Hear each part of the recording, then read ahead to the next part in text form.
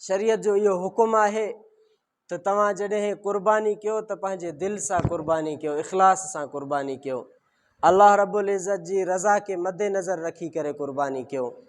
ॾेखाव न हुजे, इहा शइ न हुजे त मां हे पैसो ख़र्च कयां थो, गोश्त खाइण जो नियत न हुजे। जेको माण्हू क़ुर्बानी करे थो कम से कम इहो ख़्यालु रखे त पंहिंजे हलाल पैसे मां उन में लॻाए। ऐं क़ुर्बानी जे लाइ अल्लाह रब्बुल इज़्ज़त निसाब मुक़ररु कयो आहे।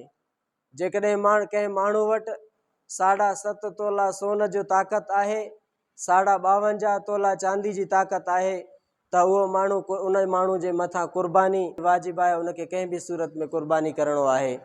या जेकॾहिं सोन ऐं चांदी न आहे, उन जी अहिड़ी बक़ाया मिल्कियत रखियलु आहे जंहिंखे हिसाब करे इन निसाब खे पहुचे थो त उन माण्हू खे बि क़ुर्बानी करिणो आहे।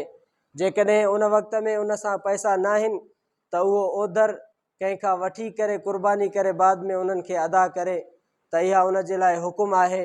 ऐं बाक़ी जेके जानवर क़ुर्बानी जा उहे ज़िबह करणु चाहे थो त उन जानवर जे अंदरि ऐब न हुजे कंहिं बि क़िस्म जो, उन जानवर जे अंदरि ऐब कंहिं बि क़िस्म जो न हुजे, कन कपियल न हुजेसि, अखियुनि मां अंधो न हुजे, पेरनि मां उहो जेको आहे माज़ूर न हुजे, ऐं हटो कटो हुजे।